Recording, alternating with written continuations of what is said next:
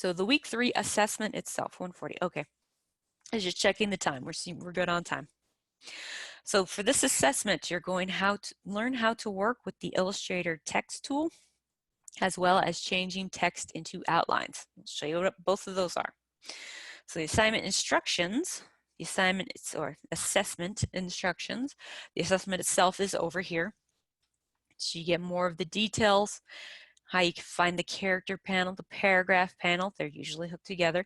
If you want to try out some of your workspace ideas, you learned about how you can customize workspaces last week. If you want to try customizing your workspaces for working on these, go ahead, go for it. I'm going to stick to the Essentials workspace just because it just helps everyone to stay on the same page when I'm kind of doing the demonstrations. But if you want to play with that, go right ahead. So here is more of the information and the rubrics, which is the guidelines for the grades. I'll go back here just because Canvas keeps doing that thing where the website keeps jumping and never stays in the same spot. And it's easier to explain it as I type it out over here. So for the instructions of how you're going to do this exactly. So you're going to go into Illustrator. You're going to create a new Illustrator document. This one's going to be 4 inches by 2 inches, so not very big. And you're going to have 3 artboards. On the first artboard, you're going to type out your name. You can use your first name, you can use your last name, you can use a nickname. Whatever name you want to use, that's fine, because this is more about your personal style, your personal expression, so whichever name you want to use, go for that. Choose a font that feels like your personality. So choose a font that you like, that you feel expresses your personality fairly well. Kind of position the type just kind of nicely on the artboard. Just kind of place it where it seems more or less in the center, seems even, or if you really want it to be on the side for some reason because you're trying to do something that way, fine, but just make sure you just think about how you're positioning it on the artboard.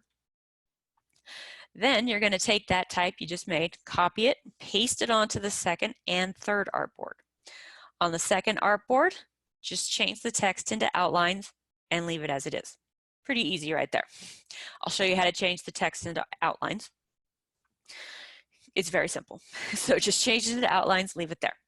On the third artboard, change the text into outlines and then customize your text in 3 or more of the characters, which means letters, so that your name becomes unique and a special logo. So it's sort of your own personal signature, even though it's not, your literal signature. So this is something you could use if you wanted to use your name as like your logo for your kind of company name or for your freelance sort of name you want to use. So it's more or less like a logo. It doesn't have to be exactly following all of the standard kind of logo guidelines. It's just a way to kind of express yourself and learn to use some of the text in different kinds of ways. Illustrator is really, really fun for using text. Photoshop, you could do some interesting thing with text. Illustrator is much better at manipulating text.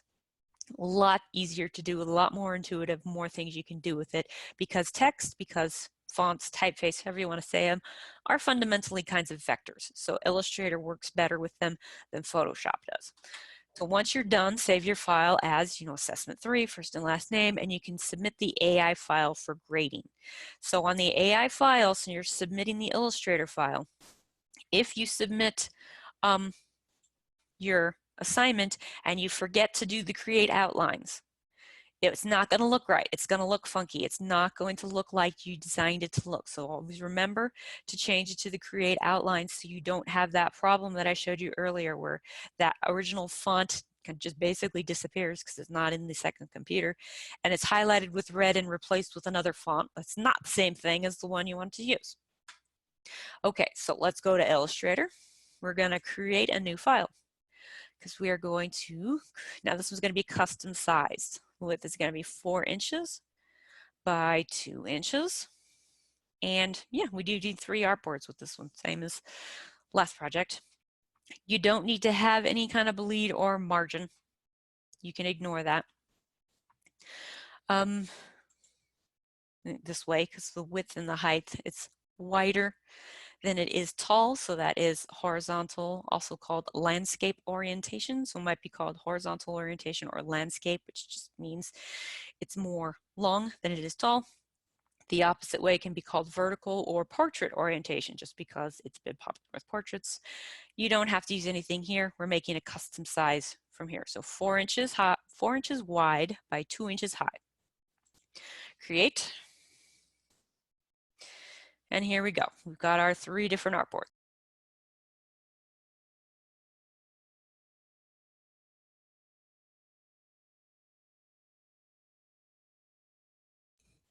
All right, still have that scratchy throat. I actually think my cold went away, and I think allergies are starting to kick in because it's the springtime. So just having no luck. Okay, so type in Illustrator. Type in Illustrator is really fun to do, and we start off just using the type tool. This is the type tool right here. It looks like a T. Type tool, that should be easy to remember. It looks the same as the type tool in Photoshop does. Also easy to remember. If you click and hold on it, you will get type tool, type on a path tool, or vertical type tool. I will say yes, you can do type on a path for this one if you want to. You don't have to. I will show you what actual type on the path is once I show you the first type tool in case you want to use it. But we'll go to type tool first. Type tool. Now when you use the type tool, there are 2 different ways you can do that. For this one, since we're basically only doing one word, oh, I should show you some of the example pieces. It won't really matter too much, but if you're doing multiple words, multiple lines of text, then it will matter more. Okay, so I'm going to bring up the example pieces first, and then I will tell you about the difference between the type, 2 ways to do the type tool. Okay, so this was the example pieces from the assignment page. So this would have been the first artboard. So they typed out their name, picked a font that they liked. So this person's, her name was Caroline. They thought this kind of fun script font that looked like it was handwritten. They liked that font. So they used that font there. Then they copied that font and that word over to the second artboard, changed to create outlines. And in the third artboard, change it to create outlines too, and then customize parts of it. So look at the difference between these 2. So overall, the text is still fairly the same, but what are the things, some of the things that they did? Well, they made the C a lot bigger. So they made the C a lot bigger, and then they pushed in the rest of the name to sort of kind of nestle inside the C. So you see the C here is separate from the rest of the letters here, the C, and then there's arrow line. It starts off right there. Here they move the arrow line part to start inside the C, so they nestle them more together. It also looks like they made the L bigger than the other letters, so all of these letters are about the same size. They made the L a little bit bigger and changed the dot on the I to a heart shape. So they thought that those sort of changes kind of reflected their personality better than just the kind of switch in typeface itself. So that's kind of what we're looking for. So you don't have to make a whole lot of changes to it. Just some tweaks so you can play with the type and kind of make it more expressive and more kind of related to what you're, more of like your own personality, more of what you want to kind of portray, because type can be, with all the different typefaces and stuff like that, type can actually convey emotions like tone of voice can. So if you have the exact same words, but written out visually in different ways, they can have kind of different meanings the same way tone of voice can. So if you see someone, you're like, "Hey, how you doing? I haven't seen you in a long time." That is one way of saying that. That's a pretty straightforward way. If you say the exact same thing, but in a different tone of voice, it has a different meaning. It's like, "Oh, hey, how you doing? Haven't seen you in a long time." So you get a completely different feeling from just that different tone of voice, and type can do the same thing. So one of them was like straightforward, "Hey, oh, hey, how you doing? I haven't seen you in forever. This is great, let's catch up." The other one was like, "Oh, I haven't seen you in a long time. Great, I didn't want to see you. Why are you here?" So that's the kind of different feel you can get from different kinds of type, different kinds of fonts, how you arrange your type. So that's kind of what we're playing with here. Your personal expression, your personal tone of voice or style. So that's the first one. The second one, you're kind of going for the opposite look here. Something that's not on the more cutesy kind of side. Using this, it still looks like kind of a hand-drawn type of font. So here is the name spelled out. They picked this font. copied that font onto the next artboard, changed it and create outline, so it looks almost the same. Actually, it does look the same, because if all you did was change it to create outlines, it still looks the same. And this is where they customized it a little bit more. So customizing here, if you look at the differences between this one and this one, here they made the C shorter. So you've got this kind of more of a jagged look. This has a bit of a jagged look already on the baseline, but they've pronounced that by having it go up here, down here, up here again, here. This A and the E, I think, are the same size, but they move them up from the baseline and down from the baseline. And did the same thing here with the L and also made it a curved at an angle. So you can do either way. You can do things that replace parts of it with like drawings. You can change the baselines. You can change the size, move things together. Just figure out a way to kind of customize it when you're working on it. And this is the self-portrait one. So I will do the demonstration for the type first, and then we'll go to the self-portrait. So here is our 3 artboards. As you say, there's 2 different ways you can use when you start working with type in Illustrator. So if you have your type tool and you just click once, and you will get, it just automatically puts this placeholder text here as lorem ipsum. If you click once and it starts making type, that is something called 0-point type. If you click and drag and make a box, instead of making 0-point type, it is a text box. So I'm just going to show you the difference. So this is a word within a text box. This is a word that looks like it's in a text box, but it's actually 0-point type. So if I click and drag on the corner of this box, it changed the size of the type. It will change the proportion of the type if I am not holding down the Shift key. If I do that here and I click and drag on the corner of the box, I just change the size of the box. Because I'm changing the size of the text box, I'm not changing the size of the text itself. That's kind of the main difference between the text box and the 0-point text, it's called. It's kind of a complicated name for it. I think they should come up with something simpler. But since you are only doing one word here, it does not actually matter that much which one you do this. Text box usually wants to use if you are doing more than one word, if you're doing several lines. It's easier to manage if you're using the text box, because then you'll be able to like shorten your lines or make your lines longer just by moving the text box, whereas in 0-point type you would have to hit the return key and things like that. So I'm just going to use my 0-point type, also because it makes it easier to change the size. If I hold down my Shift key while I make it larger, it'll stay in proportion. If I don't hold down my Shift key while I make it larger, it will possibly go out of proportion. So it's just my name. I'm just using my first name. Seems perfectly good. So I'm going to get my type tool out again. I'm going to change the font. Mirrored Pro, that's the font it's on right now. It's a perfectly good font, perfectly good typeface. It's the default for Illustrator though, so it's kind of boring. We're looking for something more expressive. If you want to use a so-called quote-unquote boring font, there are a lot of interesting boring fonts out there. And you want to customize it, that's fine. I'm just gonna do something different. So if you want to work with Mirrored Pro and you want to customize Mirrored Pro in some way, by all means, go for it. This is called DK Lemon Yellow Sun. This was used for another assignment in another class. So that's why I have it here. In Illustrator, the fonts that are on the top are the fonts that you basically used last. So like the last 5 or 6 fonts that you used are going to be up towards the top. Oh, here's the hated font, Comic Sans. Why do I have Comic Sans selected? I guess you can use Comic Sans, but if you use Comic Sans, other designers will probably mock your Comic Sans. There's any of fonts that you have on your computer, any fonts you have on your computer already, those are called your system fonts, will show up on Illustrator.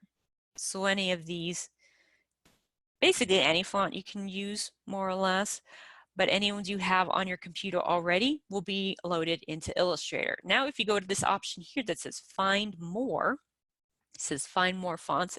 This is activate Adobe fonts instantly. So this is Adobe font. These are fonts from Adobe's font site, also called Typekit, or I think it used to be called Typekit, and now they've changed to Adobe fonts. For this to work, you need to be logged in to Adobe, because you've got the Creative Cloud and you can log in or log out, because you can use Illustrator, Photoshop, any of these programs without being logged on to Adobe's website or without being logged on to Adobe's active Creative Cloud. But to find these Adobe fonts, you do need to be logged on. So if you're not logged on, this will just say activate Adobe fonts instantly and there'll be nothing here. So these are all fonts that you can find on Adobe's font site, which I brought up so I could show it to you guys. This is Adobe's font site if you actually want to see their website. They will kind of show you the names of all the fonts that you could possibly use on your machine. If you want to filter them, which is also helpful, by their different attributes, like if you want sans serif fonts, here's all their sans serif fonts. If you want serif fonts, here's all their serif fonts. Slab serif fonts are like serif fonts, but the feet, the little serifs, are thicker than normal. They're more like slabs rather than the more delicate serifs of a regular serif font. Some of the slab serif fonts tend to look kind of like Old Westy sometimes, because they had these Old West posters were known for kind of having a thick slab serif. But that's what a slab serif font is. A script font is what the name sounds like. It's some sort of script writing. So it looks like cursive. It can look very fancy like cursive, or it can look more like informal cursive writing. So it can look more calligraphic like a wedding invitation, or it can look like something you just kind of wrote on a piece of notepad if you had nice handwriting.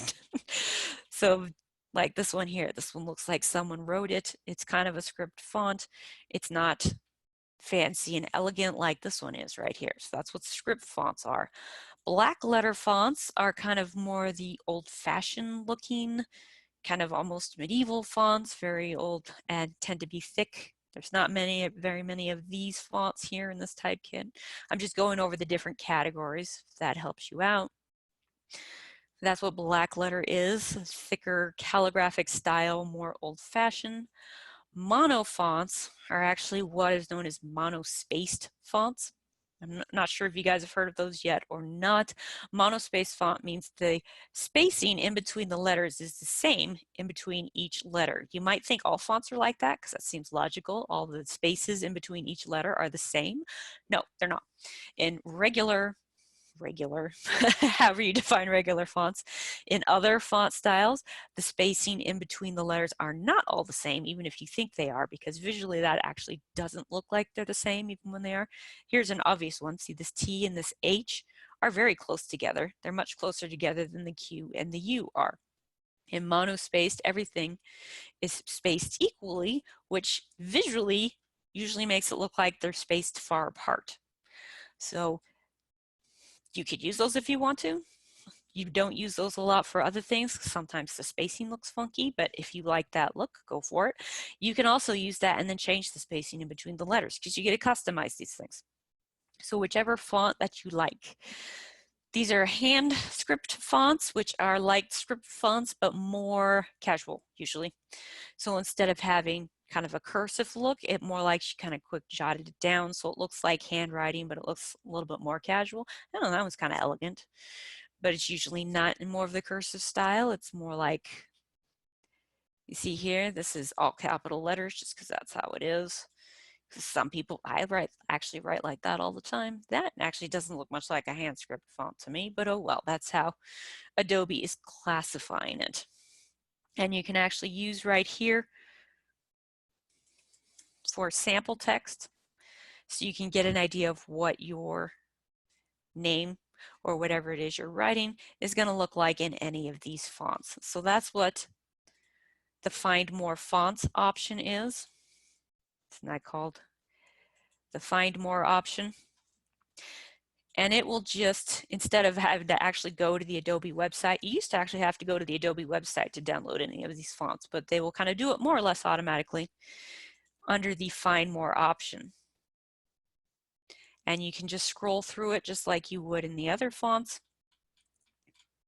to see what kind they have. These are all listed alphabetically. If you want to do the filter, this is the filter up here, and you can filter by sans serif, serif, slab serif, script, black letter, monospaced, handwritten, and decorative. Decorative is just basically everything else. Decorative has a very wide range of what it could be like, so, you know, have fun with it. Find a font that you like. The only drawback with the Adobe fonts is that you don't actually download them. They are kind of linked to the Adobe site itself, but since we are changing these into Create Outline, it's not going to be an issue for us, so go right ahead and use them. This font here that I'm actually using, Chantel, that was actually an Adobe Typekit font, but since I kind of synced up with it, it went into my regular fonts folder. But if Adobe decides they want to take that font out or change it, then it would disappear because it's not actually downloaded onto your machine. But since we're going to ultimately do Create Outlines and change these, that's not going to be a problem. So even if Adobe does, if they go tomorrow and take out the font that you just used, this means you can't use it again, but it'll still work for your project because you already turned it in Create Outlines. Okay, so that's the basic font I'm going to use for this one, just because they said when I write notes, when I'm writing on paper, I tend to write in all capital letters. I just started doing that in junior high. I don't know, I just like to, so I go with it. So for my personal style here, I'm going to go with that because that's one of the things I like to do. So here's my original. Now I'm going to copy it onto the next one, so I can just either do copy paste, so Command C, Command V. If you're on a PC, that's Control C and Control V. I can also click and drag and hold down the Option key at the same time. If you're on a PC, it's hold down the Alt key at the same time, and it will copy it as I'm clicking and dragging it. It'll do that for other vector shapes as well. And I'll do it one more time for the third artboard. There we go. And on this one, I'm just going to do Create Outlines. There's two ways you can do Create Outlines. If you're on your Properties panel, you can click this button that says Create Outlines right here, or you can go up to Type, Create Outlines from here. Either one works, does the same thing. And what Create Outlines does is it takes your font, your letters that you're using, and it changes them from a font into a vector shape. So see, this is a font here. I can go back and change this if I want to whatever, get rid of it. If I want to say, all right, pretend my name is spelled with a Y. If I want to change it, I can change that easily with that font. If I wanted to change it and Create Outlines, I can't easily change it with the fonts anymore because I can't use my type tool anymore because now everything has been turned into outlines. But on the plus side, even though I lose that editability, now it is no longer a font, so I could use it as a logo if I wanted to, because it's not going to change depending on what font the computer has that's like viewing it. So if this shows up on a website and the computer viewing that website doesn't have that font, it doesn't matter because it's changed into a shape now. If you're sending this to a client for a client to look at, etc., and they don't have that font, instead of just disappearing and being replaced with a random font, they'll be able to see it because it's now all vector shapes. You can see they have anchor points, they have curves, and you can, what we're going to do now, you can change them just like you can change other kinds of vector shapes. Could we use a combination of two fonts? Yes, go right ahead. So here I need to change this into Create Outlines too. I'm going to use this button just because you can use both ways. Now you see when I click on it, they're all grouped together when I do Create Outlines, because once you do Create Outlines, it changes it all into vector shapes, but it groups them all together so they stay together. If I want to separate them so I can manipulate them individually, I can go to Object, Ungroup. So now when I click each letter, I'm just clicking each letter. Because now say maybe I want to make these a little bit more evened out. Or maybe I think this S is a bit too big. Now I can change all these things, just like I can change any vector shape. And maybe I want to make the capital A, or the A in the front because it's the first letter. Maybe I want to make it a little bit bigger because it's the first. If I want to, let's go up to here under View. I have Guides. Actually, I want to bring up rulers first before I bring up guides. Show rulers. So if you want to try to line things up, you can go up to here, View, Show Rulers, and you get rulers. So you've got rulers here, rulers here. And once you have your rulers, you can click and drag down from your rulers and make guides. Make these little blue lines. And these blue lines don't show up if you are going to print or save it as a JPEG or anything else. They only show up in the Illustrator file and let you use it as a guide for kind of lining things up or not lining them up exactly. So maybe I want these all to line up on my kind of baseline guide I've just made, but maybe I want the S to go down just a little bit. So you can do like that. If I want to put something else here, where is that? Oh, where have they put the spiral tool? I remember they moved the spiral tool the last time I used it.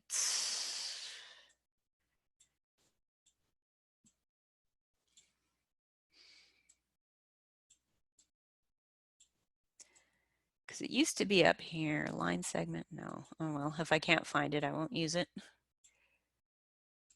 That's curvature. And I could always draw my own spiral. Maybe I'll just do that instead.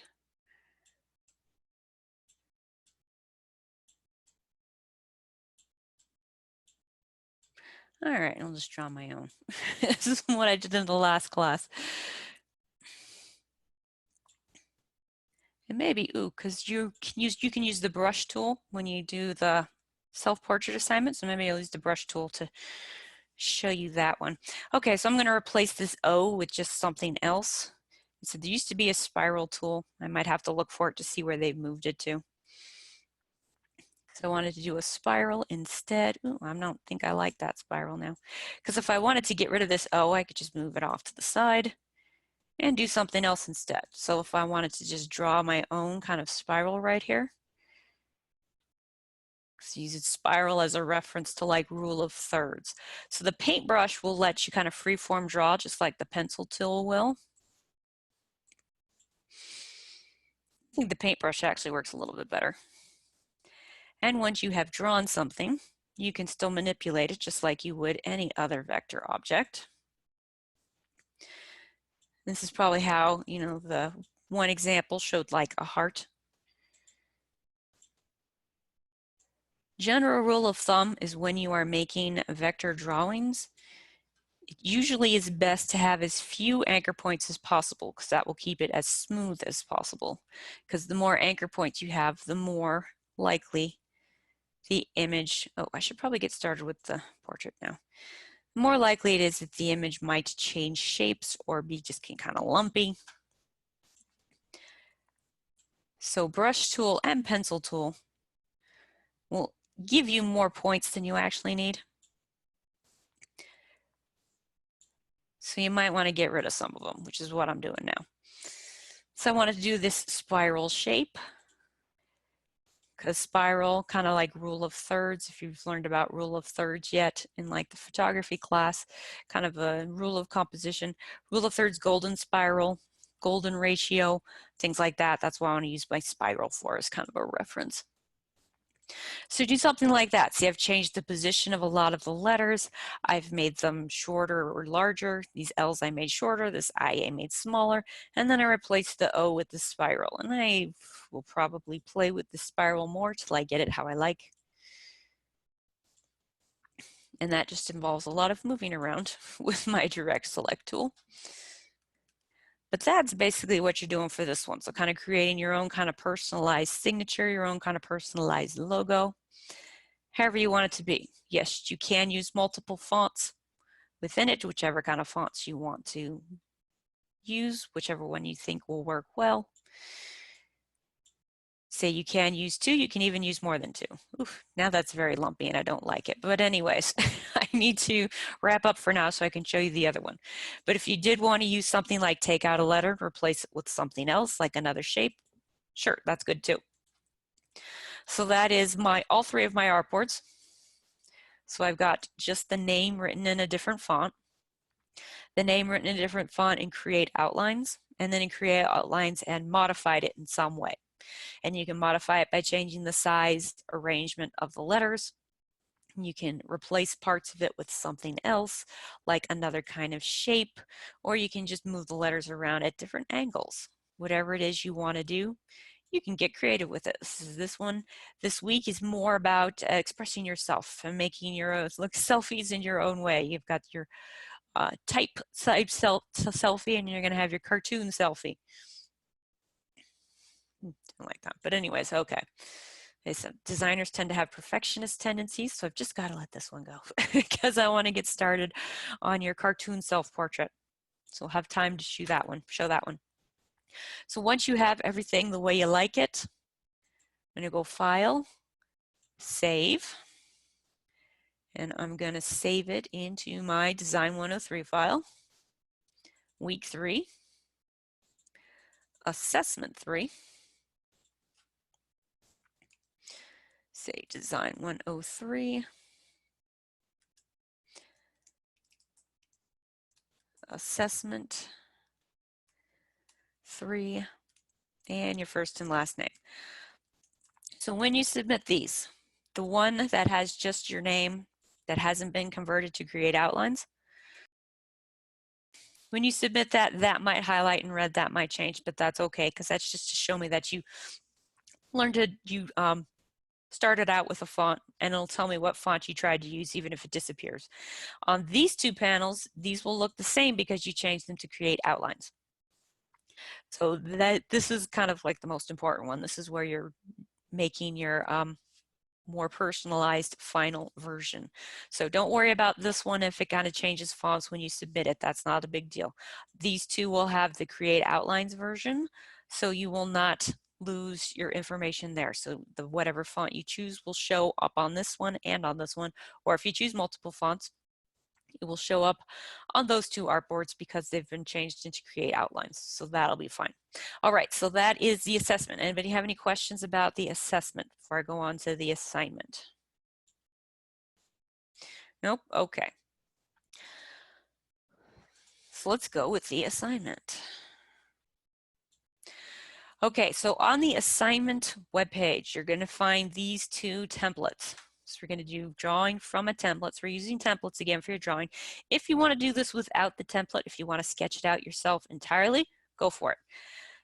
That would be great. You will not be marked down for that at all. Knock yourself out. But if you are not quite sure enough about your drawing skills yet, because you're just kind of starting out, and you want to use a template, this is where you got the template for. That's what it's for. So you're going to practice with these. If you do want to draw it out yourself, you can just draw it out yourself, scan it in, or if you're like me, when my scanner has been broken forever, I just actually take a picture of it and import the picture into Illustrator, and that worked pretty much the same way as the scanner. Not quite as detailed, but when you're doing something like this where you're just doing it as a template, it works great. So if you want to sketch it out yourself, take a picture or scan it and then open it up in Illustrator that way, go right ahead. You'll do the exact same process by making a template layer with it as you would do if you use one of the ready-made templates. So for this, we're going to make our own little cartoon selfie, and you're going to customize it so it kind of looks like you, just like we customized your signature with the type tool. And you can use these templates as a jumping off point. You've got, you know, kind of a male and female one. If you want to mix and match in between both of these, that's fine too. Download whichever one you want or download both of them. Create a new document in Illustrator that's 8.5 by 11, so standard paper size, with 2 artboards this time. So you can have 2 8.5 by 11 artboards in the same document. Place whatever template you chose, or if you have your own sketch, place that template there and create a template layer. This is just like what we did with the animal picture in week 1, but I'll go over it again in case you don't remember. Then trace the different face elements based on your own features. So your face shape, hairstyle, mouth, nose, eyes, whichever ones you think match you best. On the second artboard, you're going to copy all those elements you just traced, bring them onto the second artboard, and then resize them to fit your kind of cartoon face. And this is where you can get creative again if you want to basically copy the eyes, nose, mouth, or whatever, but then you want to make them different proportions when you place them all together. That's fine too. So this is where you can get a little bit more creative and use some of your own more personal style. So if you want to copy that kind of image of the eye from the template, but you want to make it bigger in proportion than the template face does. If you want to make these eyes bigger, or make the eyebrows bigger, make the eyebrows smaller, that's fine. Arrange it however you want to because you're customizing it. Just kind of look like yourself, reflect your personality. So just resize it to fit nicely on the artboard. You can customize it however you want. So you can change colors, you can change shapes, you can do whatever you want to do with it. This one only shows elements of the face. You do want to draw some shoulders and a shirt or a collar or the top of a shirt, something like that. So you've more shown, like if you had a picture, you're drawing a picture, you see from the top of the shoulders up. So have kind of a neck. This one shows a neck, but also have some shoulders and a shirt to kind of go with it. But you can customize that as well. So you can make a shirt that you draw, that you wear a lot, or you can make a shirt that you just think looks cool and you think, wow, I like that shirt from a magazine. I want to draw a shirt just like that one and put it on your cartoon selfie. Go for that. Make the hairstyle more unique. However you want to do it, you can get creative with it. Say on the, yes, I think I already said this. Oh, you can use colors and patterns. So if you want to use patterns, go for it. And you can use patterns on pretty much any element as well. And after you've customized everything, add some kind of background color or a gradient or a pattern to finish it off. So have something in the background. Don't just leave it white. And this one, again, we're just going to save as an AI file and submit the AI file for grading. So there's no text involved in this one. It's all vector shapes. So it should all upload nicely. Here's some of the example images from the class webpage. This one, they used the female template. And you can see where they actually traced the eyes, mouth, head, hair, and then moved it all over to this side and customized it some. So see, they got rid of some of these extra lines here. They figured they didn't need that. Changed the hair color to match closer to their hair color. Have the face, they only showed an outline on the edge of the face here. They didn't draw this kind of chin area. That's fine. It looks like they did have the chin right there, but it's not here. So they probably just combined the shapes in Pathfinder or Shape Builder. That's good too. And added the shoulder shirts, made a little necklace. This is a clever idea here. They used the dashed lines in the stroke panel to make a little necklace, make a little necklace chain. That's a cute idea. And the eyes look pretty much the same as they do from the template. So you can either copy from the template exactly, or you can customize it, or any combination of the two. And the background, they just used a swatch in the background. So they just drew a great big rectangle in the background, made it a swatch. I would probably say save doing the background for the last thing so it won't get in your way while you're working on everything else. So that's one. Here's one example with a guy. So they showed the eyes they used, the face they used, because they actually just left those original small images there and just copy and pasted them onto the next page, which is a good idea. You could do that. You can actually drag it over if you want to, or you can just copy and paste it. That was the mouth they used and had a little bit of a beard, so they moved everything over. They also used a swatch in the background from one of the swatch libraries, little zebra stripes, and they had a drop shadow here. Remember when I talked about drop shadows in week 1? It's the drop shadows are raster effects, so they don't enlarge very well. Or was it week 2? So they don't enlarge very well for like making a sign or something, but for this assignment, we're not going to enlarge it. It's going to be at the same size, so you can use drop shadow here if you want to. That would be fine. This is a cute little detail here. It has an earring, and this isn't even an effect. This looks like it's just a gradient on the earring, and it looks very metallic. You'll see that with simple round shapes like this with the gradient on it will have that very metallic look. So that's a fun little touch. I think they added some shading to the eyes too. They have a little bit more shading in the eyes than this one did. So this one's got flat colors in the eyes, which still looks nice. And he added shading to the eyes and this little white spot that you see on eyes in drawings and photographs, stuff like that, that's called a catch light. That's an effect that they can use. It's used in cartoons a lot because it's kind of looks to be very expressive. So they have it over here. You can draw that in, but that's technically what it's called when you're talking about photography. It's called a catch light. So when you have the shading in the eyes and a catch light, makes them look very round and very bright and almost glowing. So those are the two examples, and you can customize it from there. So we are going to do we just did the demonstration of the assessment, and now we're going to move on to the assignment, which is, our cartoon selfie. So we're going to talk about the template layer. We're going to talk about stacking order, layers, shapes, lines, and the different kinds of tools. Any questions before I start the demo?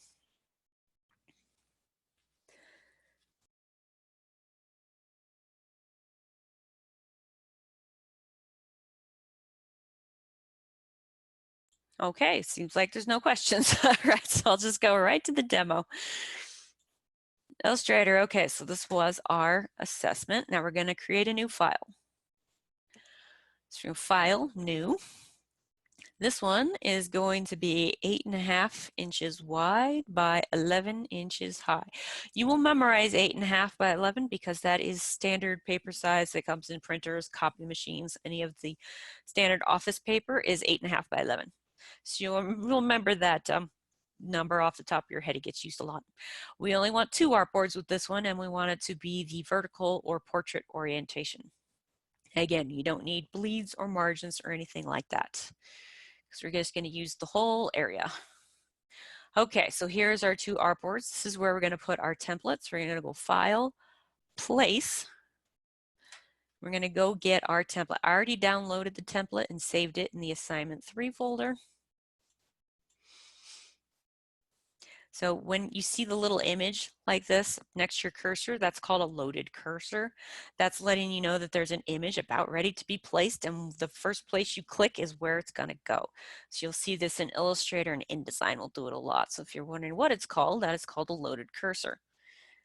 Once I place it, it makes a size that pretty much takes up most of the page. That's fine. Now this template is a raster drawing.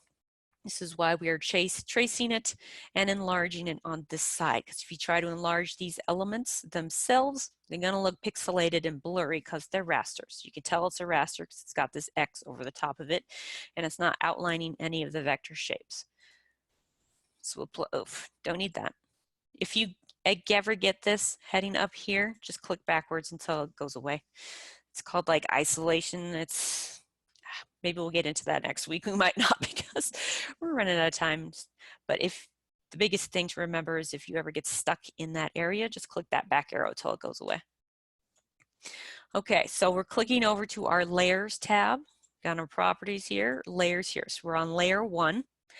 We're going to change this layer into the template layer. So if you do your own sketch and you sketch something out and you place it right here, you're going to change that into a template layer. So it works the same either way. So this is layer 1. I'm going to click on this list right here. It's called a hamburger menu, honestly. And where is template? There we go. And then we're going to click on template. And what template does is it fades back that original drawing to make it easier to draw on, and it locks that layer. You want to lock that layer because when you're drawing your different elements, you don't want the template layer in the background to be moving around and wiggling, because that would not be very helpful. So once you have changed this into a template layer and it is locked, now we just need to add a new layer. So we can either go down here to create a new layer. You can also say a new layer from this hamburger menu again and say new layer. This will give you the option of what color you want your new layer to be highlighted in. So whenever you start drawing your paths, it will say make them light red. If you want it, you could say you can make it be green. If you want it to be blue, any color that you want, basically.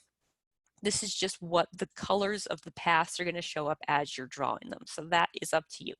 The default color in Illustrator for one layer is blue. So on that template layer, you see it's blue. That's because that's what highlight color it's using is blue. This one is red. Doesn't actually matter. If you have a preference, by all means, go ahead and change it. All right, so now we're going to zoom in a little bit. We're going to make sure we're on our layer 2 because that's our drawing layer. In fact, I can call it drawing layer if I want to. Just double click the name. And then I'm going to go back to the properties panel because Illustrator does not need to use layers like Photoshop does. And once I have my layer set, I can just start drawing away. What did it go to? It tried to arrange something funny. It was giving me some weird icon. So now I can use my pen tool, I can use my brush tool, I can use my pencil tool, I can even use shape tool if I want to. I can use shape tool and then modify it. Pick a set of eyes you want to go with. And even if you pick a set of eyes you want to go with, if you want to customize those eyes and make them more unique, go right ahead. I'm going to zoom in just so I can get a better look at it. But you see when I zoom in, the more I zoom in, the more pixelated it gets because this is a raster image. So I'm going to, let's go for this one. See, right now I've got a black outline and a white fill. I'm going to take off my white fill so I can see what I can doing. And I'm going to make the stroke smaller too. Once you start customizing your image on the next page, you can actually even get rid of the stroke if you want to. If you do not want a stroke there, you do not have to have one.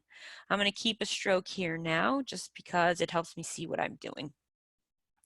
So I can say this is my eye shape, and I'll make a shape for the green part, the iris part of the eye right here. And you see I'm having these go up a little bit because I can put more kind of layers images on top of it, and then I don't have to cut everything off and make everything match up exactly. If I stack things on top of it, it will end up working better that way.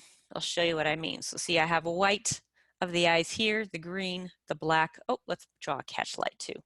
I like the little catch lights. And a white catch light right there. Now if I put this eyelid on top of everything, with the stacking order in Illustrator,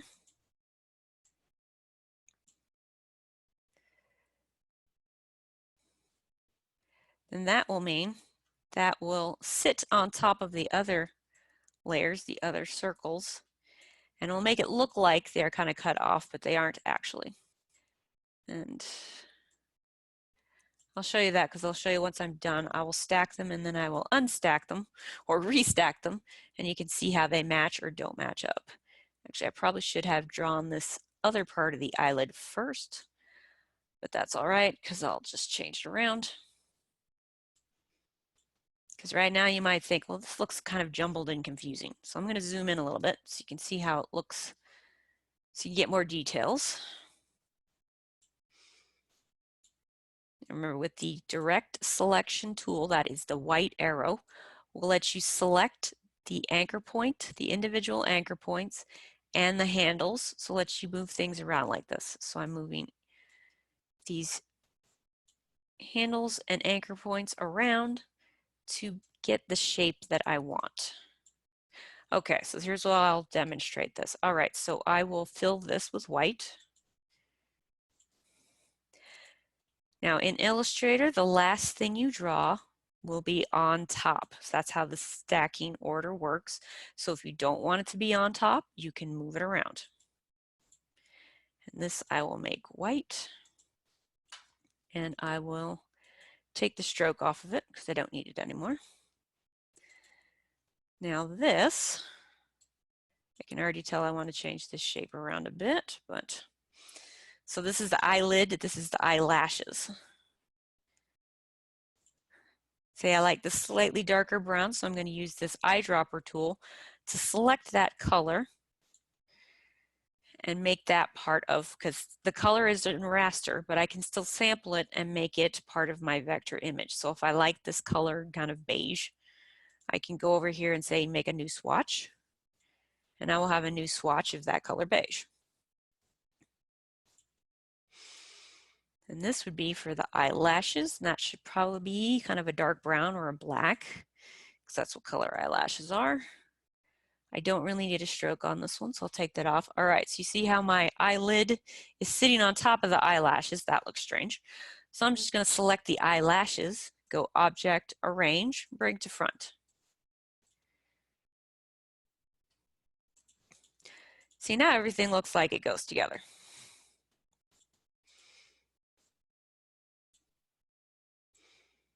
And I keep changing this to get a better curve. But you can make this more kind of oblong if you want to. You can make it more round. This is where your personal style comes in. So I've taken away the stroke on all of these, but the outside white line right here. And if I don't want to do the bottom eyelashes, I don't have to. If I do want to do bottom eyelashes, I can draw bottom eyelashes. See, I don't tend to wear mascara a lot, so I don't think about bottom eyelashes that much, or the top eyelashes even.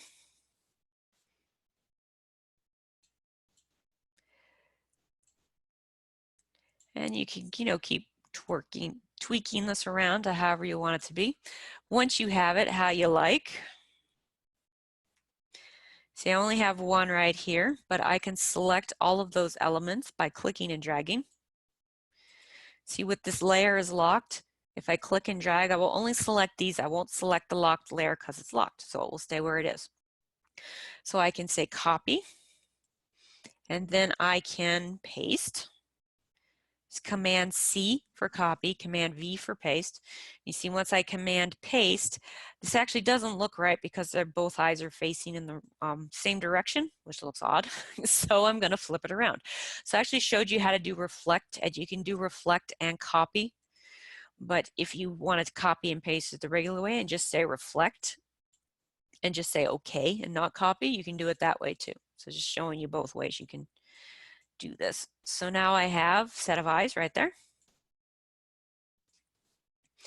So zoom out. So I've got my eyes. I can leave them there. I'll copy and paste them when I get more of these things done.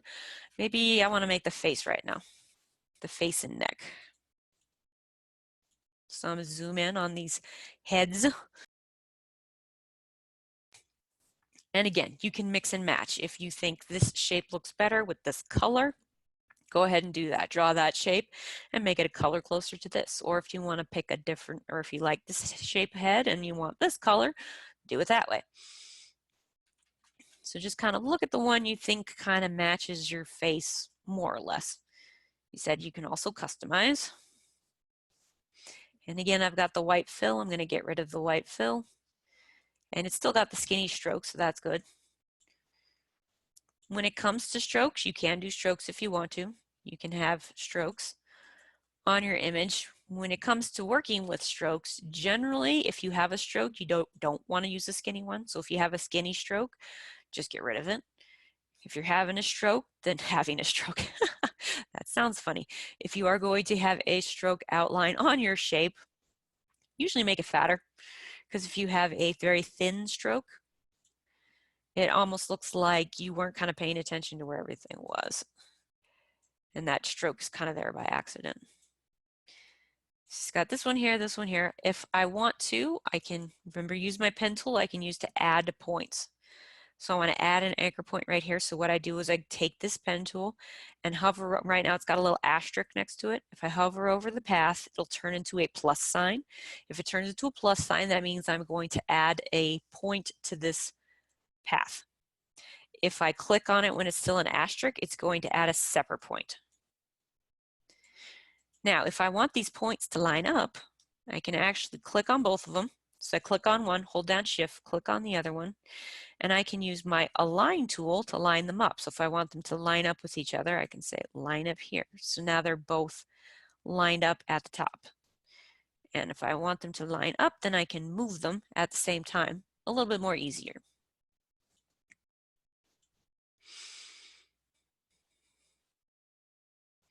You don't have to move them at the same time, but if you want to give that a shot, go ahead.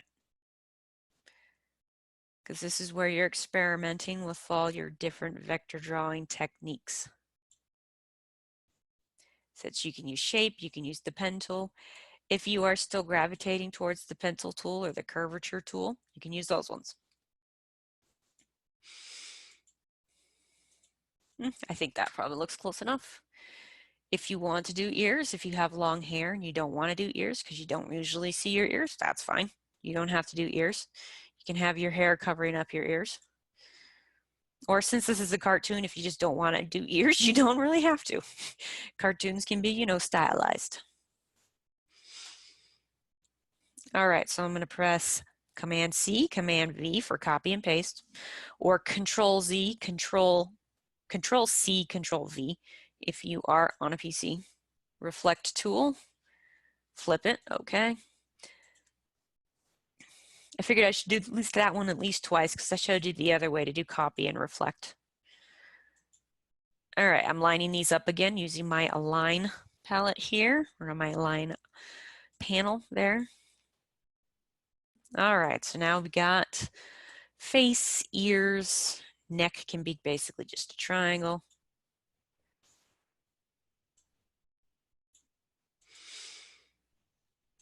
And then for the head, I know in advance, I know my head needs to be kind of more in the front. So I'm going to say bring to the front. That way it will, I'll show you. If I cover it up with this, fill it in with the brown color, it will cover over the ears and the neck, and that actually looks somewhat natural. You can obviously customize it still. Now this color, you can use your eyedropper tool to get a color that you like. You can sample colors like over here. If you use your eyedropper tool, click on this one, that'll give you a color. You can also go to this side. Well, first you need to select the shape that you're working on. Instead of going on the swatch panel, you can still change it from the swatch panel, but then you can go to the color mixer panel and you can customize it from there.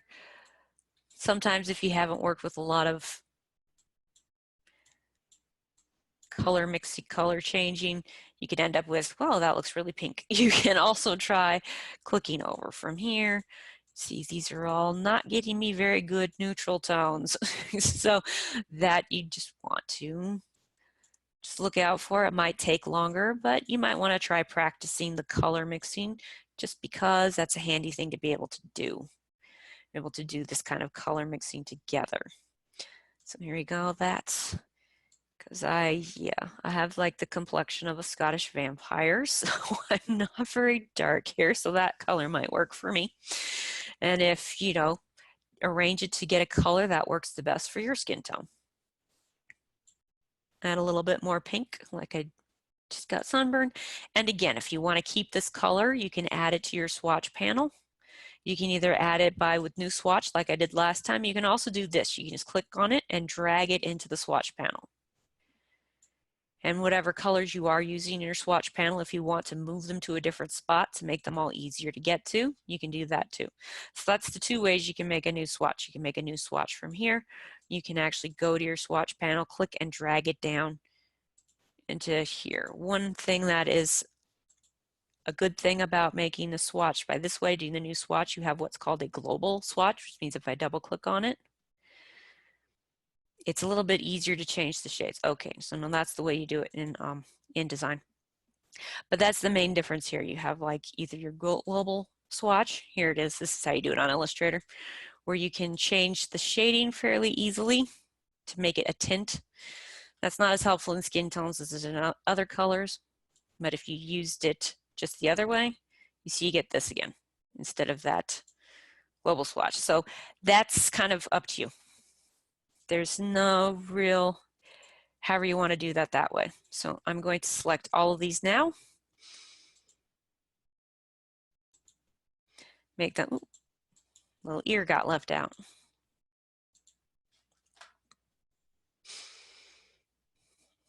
All right, so now I have basic head shape, basic eyes. All right, I still got time.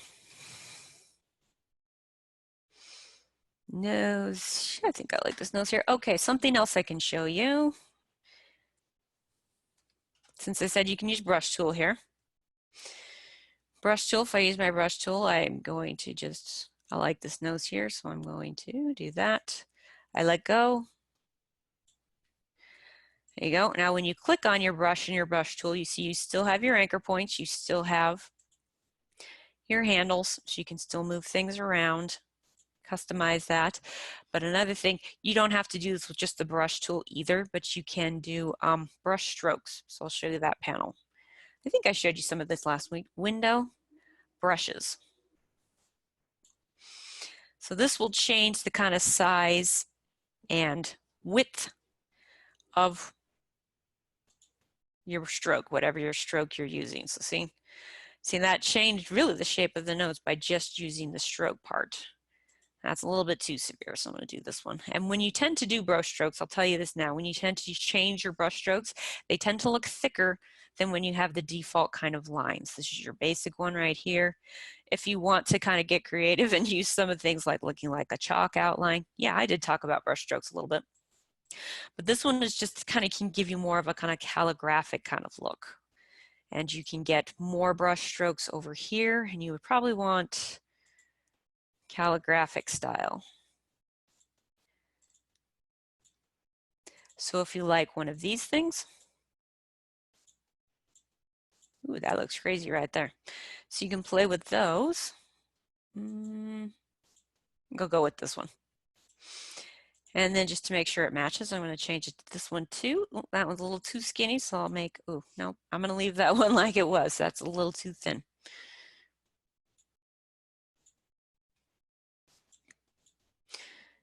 So you can mix and match these as well. You can also actually put in your own value. So if you want 3.75, you can do that. You can 0.8 instead of just 0.5s, you know, slightly bigger, slightly smaller. And this will also change a little bit once you make it larger. So it says, okay, I like this nose, but I will change it from this black. But this is all done on the stroke too. So I'm going to show you something because it is important to remember this is done on the stroke because this is done on the stroke, so it is therefore an open path. So I like this look, but it's also an open path, so it's going to give me some issues if I'm not careful with that, and I'm going to show you something you can do with that to help you work with the open path style. Okay, I'm going to do the mouth first, then I'll move everything over, then I'll show you about my open path, things you can do about the open path, because for this one, for the nose, if you want to make this a shape, you can't turn it into a closed path because if you connected these two together, then you'd have some kind of funky line going here, messing up your nice calligraphic strokes. That's not going to work. So I'm going to show you something else you can do instead. All right, I'm going to go with a simple mouth because I'm running out of time. All right, this one would probably be good for using the curvature tool because mouths are not very straight.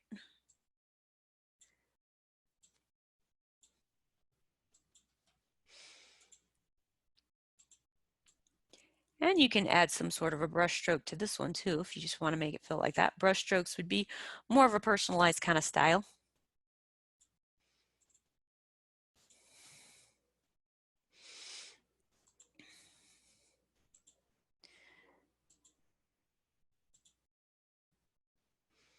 And I'll do not quite the same thing as with the nose here, but I'm going to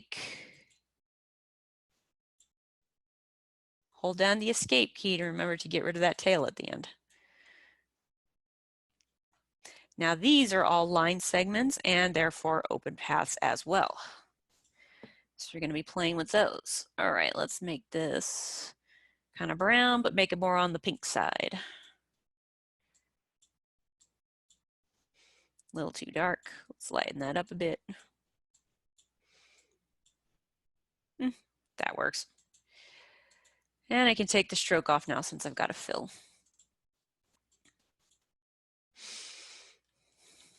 All right, and yeah, I'll add hair to, yeah, let's do the hair first and then I'll move everything over. Say pick one of these hairstyles you think works best and you can also customize it and you can split it up so it's not all in the same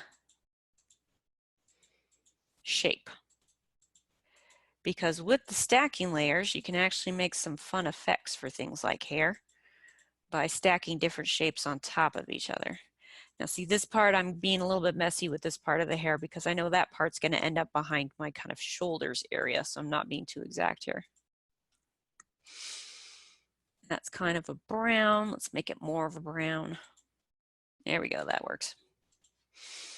This is kind of overall brown hair here, and then I want to make some bangs.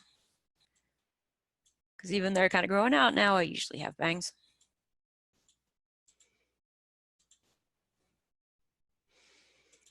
And you can be a little bit messy here because this is hair, or you can be more precise. And be messy now just because I'm a little bit in a hurry.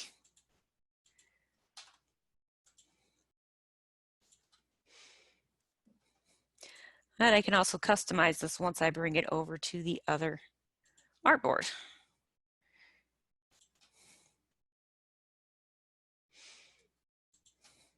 But you see each one of these little shapes I can move around.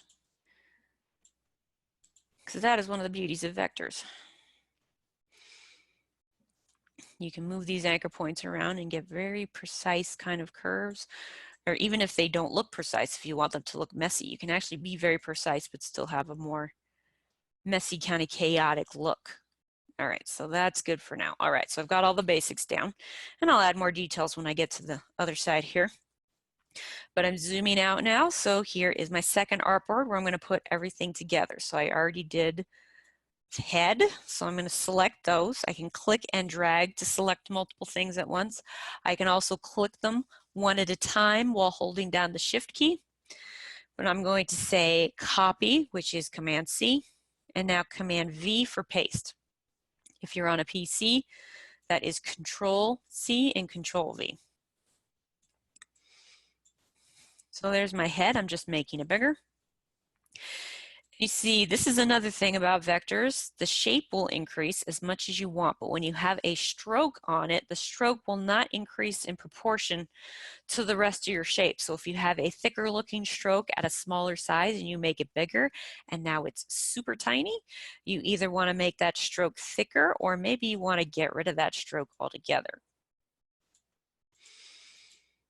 Because I can still tell this is a head, a neck, and ears even without a stroke there.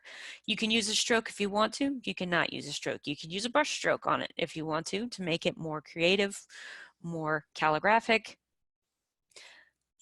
That's one of the things that's up to you, part of your own personal style. So I'm copying and pasting now the eyes.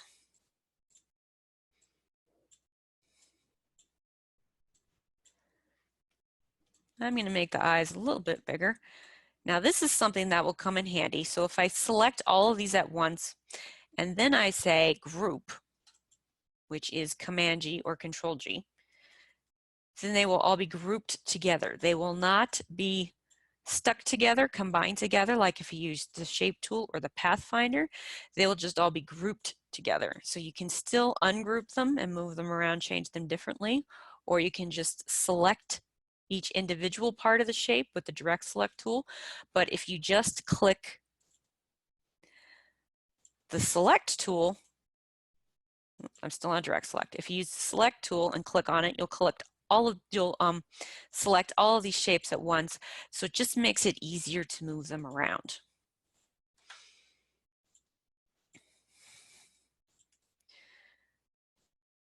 So I'm selecting them together so I can make them the same size and the same shape, but I want to make them kind of closer together than they are in the original drawing. And I can do that. And if I want to align these eyes together, I can still use my align palette. I want to align at the bottom. There we go. That looks good enough. And I can still manipulate them from there too. Okay, so now the nose, I told you that the stroke issue. So I'm selecting this again, copying and pasting. All right, you remember what it looked like. Oh, that's too big. In the original. And I told you that strokes outlines will not get bigger proportionally the way the shapes will. So I've made this nose here. You see now it looks very skinny. It didn't look skinny on the original. So I can just make that a little bit fatter now.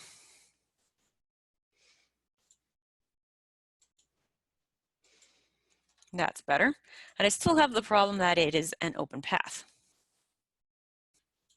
So if I want to change this into a shape, which means it will scale up proportionally again, I can do something called Object And expand appearance, also flatten transparency. I'm not seeing it right now, but there's another option called flatten transparency. Oh, here it is right here. That will also usually work. So when I do expand appearance, you see it changes it from a stroke into a shape. So now it has a vector shape with anchor points that is the same shape that the stroke originally was. So that is another way you can use strokes and still use, and I need to do it on this one too. So if you have something, the cool look effect like this brush stroke, and you like that, so you want to make it into a shape, you can. You can make it a shape by using object expand appearance. To expand, there's some other effects in Illustrator that will give you something of the same effect. And now you can change this around and manipulate it just the same way you would a shape.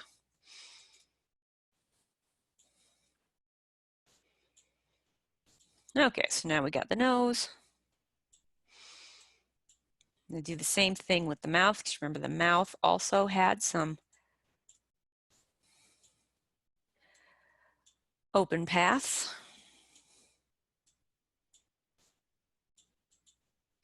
Should make one that's more smiley. This isn't very smiley. So if you want to make your face more smiley, you can obviously do that. What color did I have? Did I save this pink color? Let me click on it. Nope, I did not. All right, I'm going to drag the pink color into there. So I'm going to make that same as this one, and then I'm going to darken it up just a little bit. Because that purple's too purple.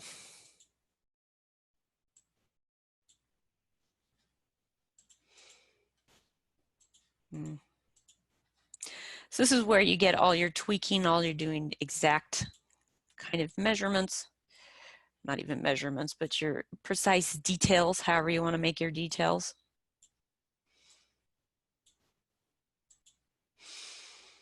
Tweak things however you want, customize it however you want, you think kind of reflects more of your personality, more how your individual style. So you can be creative with this one. This is one of the reasons why this is one of the more fun assignments, because you can be more creative with it. It's not just the exercise of you have to make this look like this bear right here. You have to make this look like this cat right here. You have to make this look like exactly like this butterfly. You can have fun with this one. All right, it's almost time to be done. We still got a little bit more time so you can work on it, but any questions so far?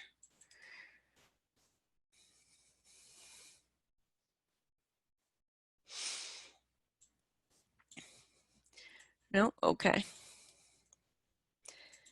All right, here where I said you can get a lot of kind of custom detail when it comes to things like hair. Because here, got the hair. It's all behind the head right now, but here would be the bangs. And the bangs would be in the front. And this might be a fun place to play with strokes too, because you could start doing fun strokes on kind of the hair to give the hair more texture.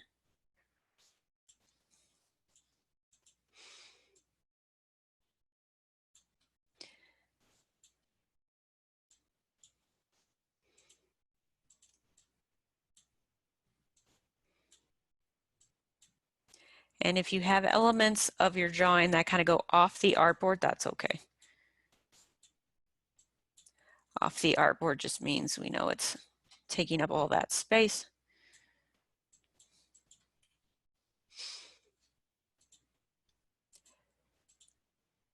And so we've got the basic shape.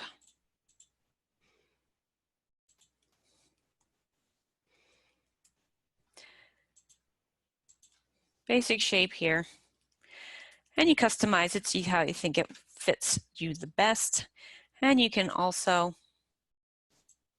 make some sort of, they said like shoulders, shirt, something to that effect. Let's see. Maybe we'll try like a rounded rectangle here.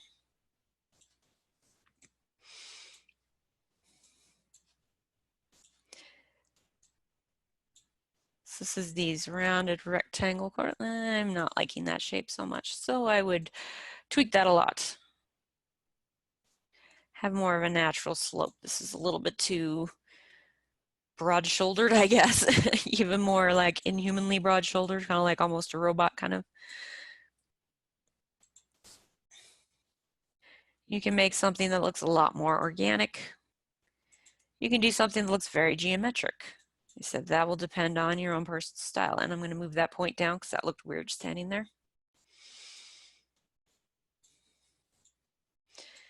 And we'll say change this to a color. This will be the shirt.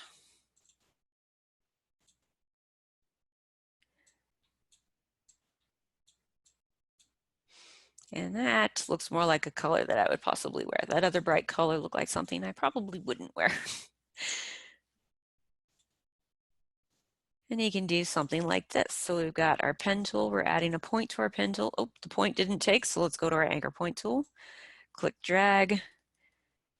Now we can have like a scoop neck on the shirt here. And if you need to make the neck longer to cover that, that would be fine.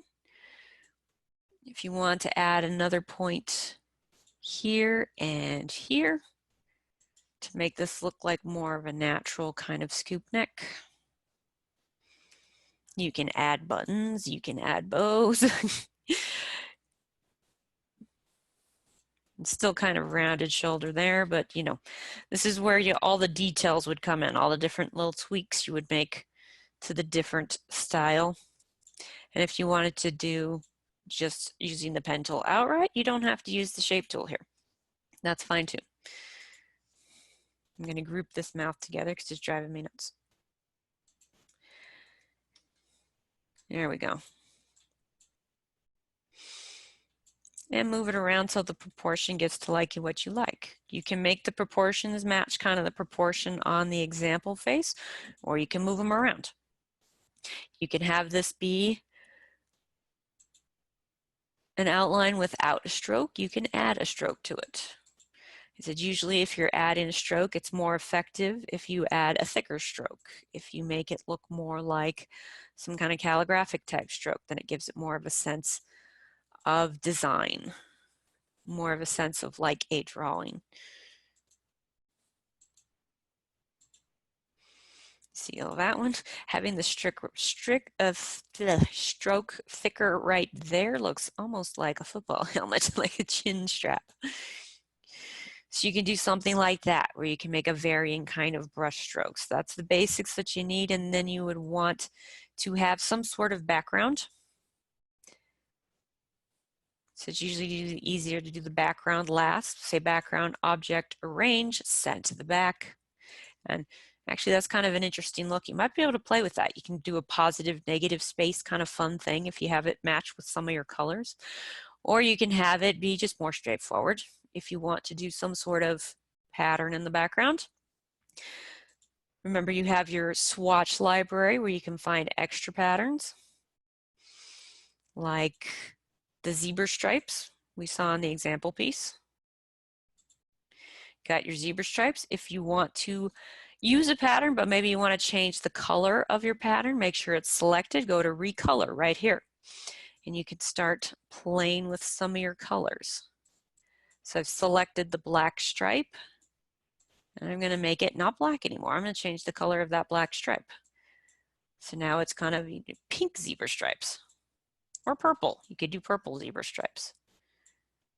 That's a brown zebra stripes. If I wanted to change the background cream color right here, change that. Now I have pink and brown.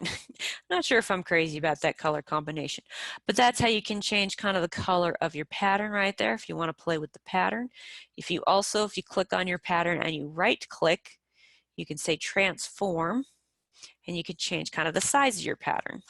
So then I changed to 500% of normal. So this would make a very fat zebra stripe in the background. If I wanted to say 50% of normal, well, now you can't see it, so I'll make it bigger. But that makes a smaller zebra stripe in the background. So you could do that with any of these patterns as well. You can change the size, you can change the color, or you could just use a solid color or a gradient, just have something in the background. And now it's 3. Okay, so I have to be done. I would probably still keep working on this. It's a good start, but I don't have a few more details, but we'll just say save for right now. Design 103, assignment 3, and your first and last name. So that's the assignment, that's the assessment. We already talked about the discussion post. Just upload the Illustrator file. You don't have to do anything else fancy with it. Any other questions?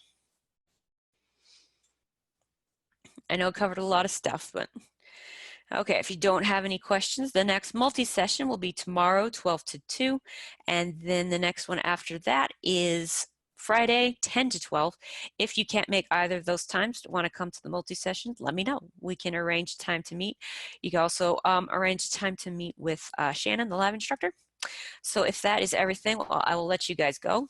Go on to your next class and get started on your project, whatever it is you want to do. Thanks for coming.